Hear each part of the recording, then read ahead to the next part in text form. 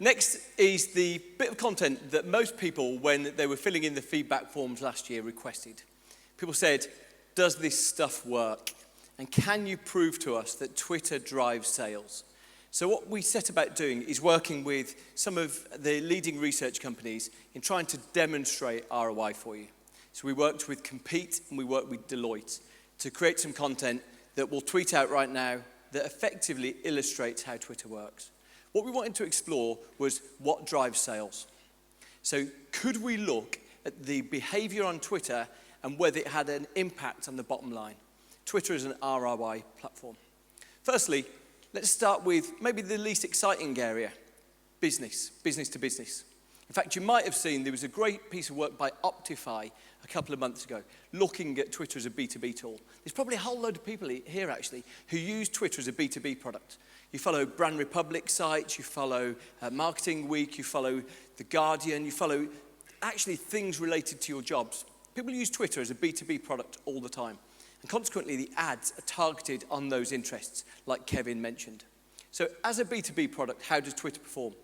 Well, this was work we did with Compete. And Compete took a panel, a business panel, of 6,000 business users and tracked their internet behavior. So the first thing they did is they looked, this is cloud software. So these are the brands that you might know, brands like Cisco, Salesforce. These are cloud software products. And Compete looked at the different patterns of behavior. Firstly, the norm. So the norm for these products is 28% of people on that business panel visit those websites. So that gives us the starting point. Then they looked at Twitter users. Twitter users are more inclined, they're more tech savvy, they were 35%. Then they looked at the visits to those websites of people who've been exposed to a tweet on Twitter from those sites. So could seeing a tweet, just an impression, not a click, could seeing a tweet drive you to those websites? And here's what they found.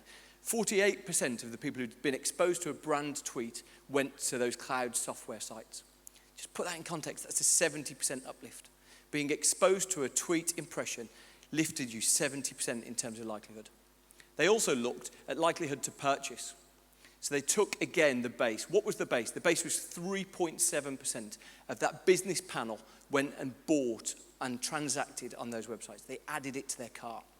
Then they looked at the Twitter base again. Again, it's a more tech-savvy audience. They're more inclined. They were 5.6% likely to add to their cart. And then they looked at the Twitter audience. And the Twitter audience was 6.5% likely to transact, which is a 75% uplift. So a massive uplift. So looking at that, just trying to understand the uplift, being exposed to a tweet in your timeline, whether promoted or whether organic, was 75% more likely to incline you to purchase those products. Let's look at software for consumers now. So let's look at something that's, I guess, more accessible. And again, this was a Compete panel of 6,000 users trying to understand the web behavior. Firstly, let's look at Google searches. Could tweets drive you to search for a product more? Well, here's what they found. They found that the average consumer was 18% likely to search for key software products, consumer software products. They were 18% likely to look at the ones they tracked. Twitter users were more inclined to do that. So Twitter users were 22% likely to look at that. So let's look at the uplift. So taking those as the start point, could seeing a tweet drive you to search for these products more? And the evidence was yes, it could. In fact, the uplift of that, of seeing a tweet, drove you, you were 79% more likely to search for those products. Right, money. Let's look at money on those products. So adding those products to your cart. And on Compete, we're able to look at all of the elements of behavior that went down the purchase funnel to the moment of actually completing credit card details. Here's what they found. The average person was 10% likely to buy those products. The average Twitter user was 11% likely. But the average Twitter user exposed to a brand tweet was 16% likely to buy those products. So they were 48% more likely to transact. So let's look at the Deloitte research. The Deloitte research is even more in depth because what Deloitte did is Deloitte looked at the whole consumer game sector. And what Deloitte did is they took a look at the consumer game sector over the whole of 12 months and tried to track what factors in an econometric model, what factors were driving purchase of those products. So let's have a look at that. So what we set about doing with Deloitte is seeing what activity could actually drive on Twitter. So let's look. Here's what the Deloitte found, and we're just about to blog on this right now. You'll see this in our Twitter stream. Here's what Deloitte found, is they found tweets on Twitter were very strongly correlated to increases in sales. So if you could stimulate more positive discussion about computer games, it directly correlated with more sales. I'll look into the details of that. So what they did is they took their econometric model, it took the state of play today, it took the fact that these are heavily marketed products. In fact, computer games have massive launch campaigns behind them. But here's what they found. They found that for spending more money, if you either drove 30% more non-Twitter advertising or 30% more positive conversations on Twitter, so comparing those two, Twitter conversations were 4 times more effective.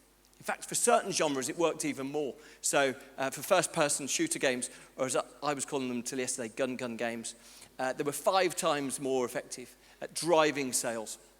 For sport games, they were 9 times more effective. Driving conversations on Twitter for those products was 9 times more effective than spending money on TV, outdoor, print, magazines. It had more impact. Another way of looking at that is looking at it in money. So, all things being equal, this illustrates how heavily marketed these products are.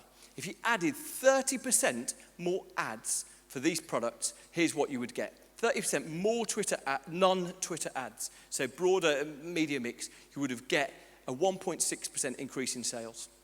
They're very heavily marketed. So where does the marketer go then? Well, in fact, what they found is if you added a 30% increase in Twitter conversations, you could drive a 6% increase in sales. Turning that into money. So turning that into hard cash.